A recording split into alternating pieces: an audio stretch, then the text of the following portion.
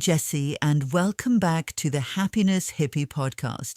Today we are talking about emotional clarity, which sounds simple on the surface until you realize how many people move through life without really understanding what they are feeling.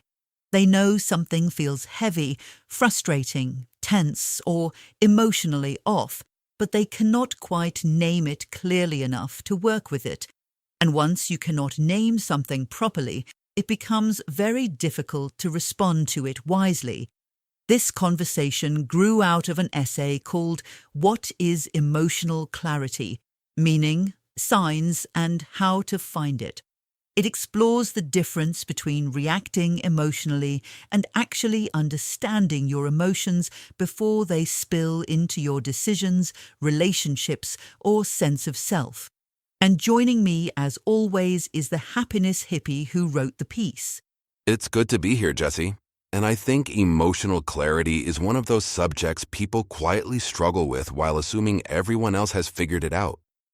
A lot of people are not overwhelmed because they feel too much. They are overwhelmed because they do not fully understand what they feel. There's a difference. Someone says they are angry, but underneath that anger is exhaustion or rejection. Someone says they are stressed, but beneath the stress is fear about not being enough. Without clarity, emotions blur together. The result is that people start reacting to surface emotions instead of the deeper reality underneath them. That creates confusion, especially in relationships.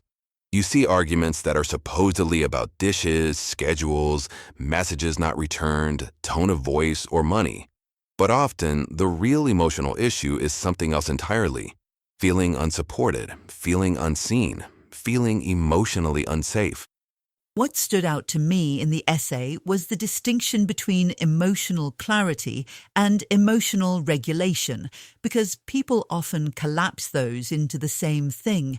There's a massive wellness culture built around staying calm, staying composed, breathing properly, controlling reactions, and regulating emotions. And some of that has value.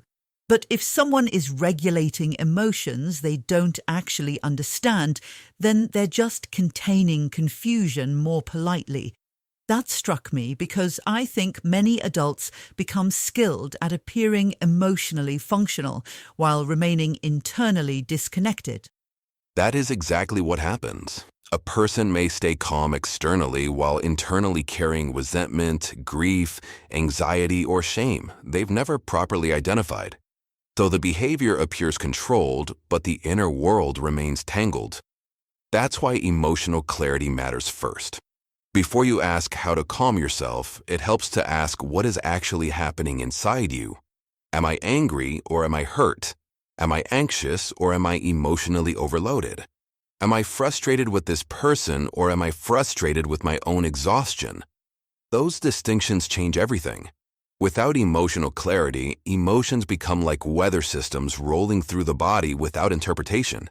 You just feel the storm. But once you can identify the emotional pattern properly, the emotion starts becoming information instead of chaos. And that's important because emotions themselves are not the enemy. Confusion is usually the bigger problem. I also appreciated the way the essay talked about emotional fog, because that feels very real in modern life. People are constantly stimulated. Notifications, pressure, noise, work, comparison, online arguments, responsibilities. There's almost no pause between experiences anymore. And when there's no pause, there's very little reflection. It becomes difficult to hear yourself clearly. Completely. Modern life trains people toward reaction, not reflection. And emotional clarity requires enough internal space to notice what is happening before immediately responding to it. That is one reason so many people say things like, "I only understood why I reacted that way afterward."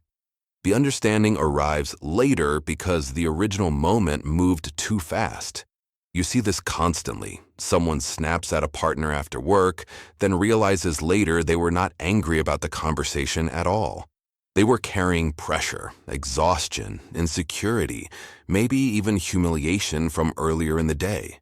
Or someone withdraws emotionally and tells themselves they simply need space, when in reality they are afraid of vulnerability.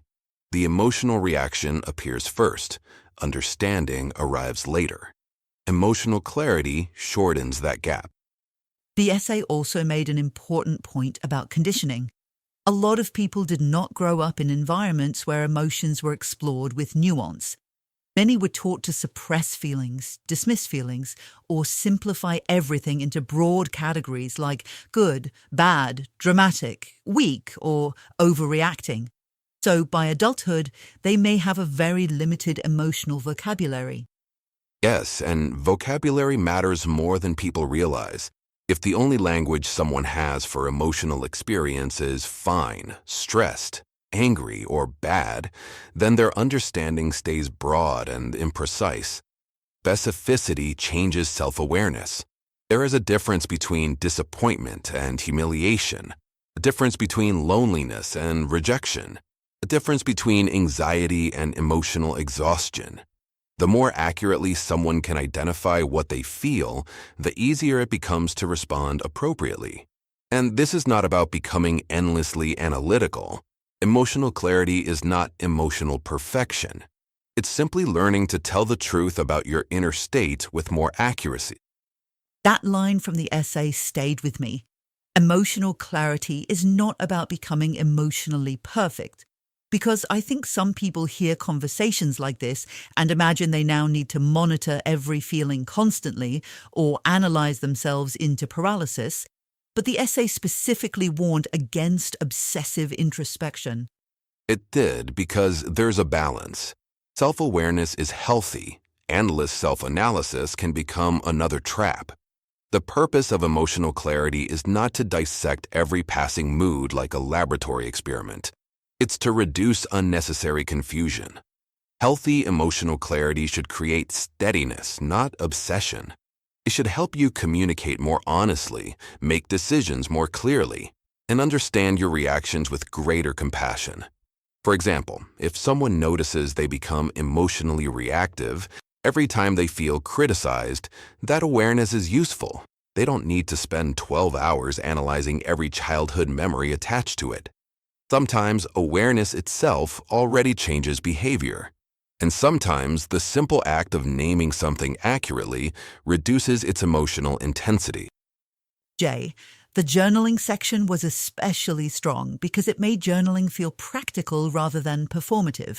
A lot of people associate journaling with dramatic diary entries or perfectly curated self-development routines, but the essay described it more as creating structure around emotional experience.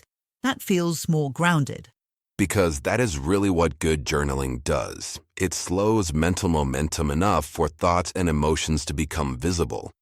When emotions remain entirely inside the mind, they often feel bigger, faster, and more chaotic. Writing forces them into language, and language creates shape. That is why someone can feel emotionally overwhelmed for hours, then write for 10 minutes, and suddenly realize the issue is far more specific than they initially thought. Maybe the problem is not life in general. Maybe it is burnout. Maybe it is not anger. Maybe it is grief.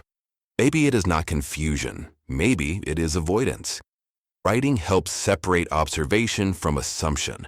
And over time, journaling reveals patterns people would otherwise miss. They notice their emotional crashes happen after comparison, or that resentment builds when they stop expressing needs honestly, or that anxiety increases during periods of overcommitment. Patterns become visible once they stop living entirely inside emotional momentum. The essay included prompts too, and I think that matters for audio because people often hear journal about your feelings and immediately freeze. But the prompts were practical. Questions like, what emotion have I been avoiding lately? Or what situation keeps replaying in my mind? Those questions immediately give someone somewhere to begin. They do indeed, Jesse.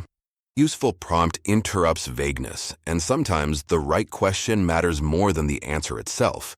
For example, asking, "What am I pretending does not bother me?" can reveal an enormous amount. People often carry emotional realities they minimize constantly: disappointment, loneliness, resentment, fear. But because they keep dismissing those feelings internally, the emotions leak sideways. That's another important idea from the essay. Unclear emotions rarely disappear. They usually distort. Unacknowledged sadness can become irritability. Anxiety can become control. Loneliness can become anger. The emotion still exists, it simply changes form. That explains why emotionally unclear people sometimes seem unpredictable. Not because they're irrational, but because the real emotion is hidden even from themselves. Precisely. And that hidden emotional layer shapes behavior whether someone recognizes it or not. That is why emotional clarity improves relationships so dramatically. When people understand themselves better, communication becomes more honest. Instead of saying, "You always make me angry," someone may realize, "I actually feel emotionally unsupported and overwhelmed." That creates an entirely different conversation. The first statement invites defensiveness. The second invites understanding. And relationships usually deteriorate not because people feel emotions, but because they communicate distorted versions of those emotions. I also liked that the essay didn't present emotional clarity as some mystical breakthrough. It kept returning to the idea that clarity grows gradually through honest attention. That feels realistic. Because most meaningful growth is gradual. People often expect emotional clarity to arrive as one giant revelation. Usually it arrives in quieter ways. You notice a pattern, you recognize a trigger. You realize you've been carrying stress instead of processing it. You notice how certain environments affect your nervous system. You become slightly more honest with yourself, then slightly more again. That accumulation matters.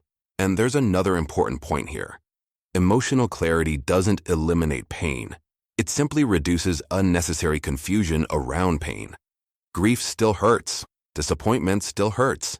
Fear still exists. But when you understand what you're feeling, the experience becomes less chaotic and more workable. The essay connected that idea to mindfulness too. Not mindfulness as a trend or aesthetic, but mindfulness as the ability to observe internal experience before immediately reacting to it. That seems central to emotional clarity. It is. Mindfulness creates space between feeling and reaction. Without that space, emotions instantly become behavior. With space, emotions become information. That distinction changes lives. For instance, someone notices irritation rising during a conversation. Without awareness, the irritation becomes sarcasm or withdrawal.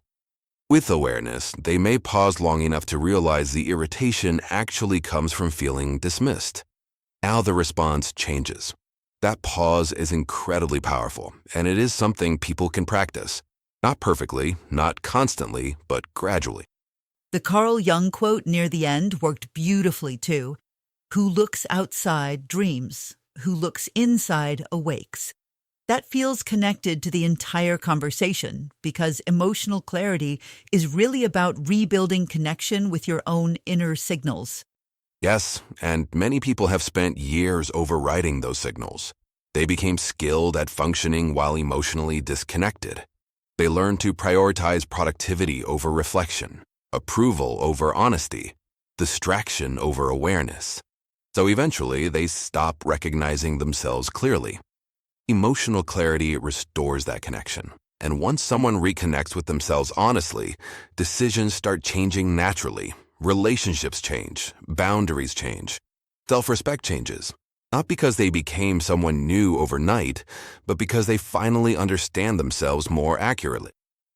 One thing I appreciated throughout the essay was the absence of shame. It never framed emotional confusion as weakness or failure. It treated it more like disconnection. And that feels compassionate without becoming soft or vague. Because shame rarely creates clarity. Most emotionally unclear people are not broken. They're overloaded, distracted, conditioned, exhausted, or disconnected from themselves.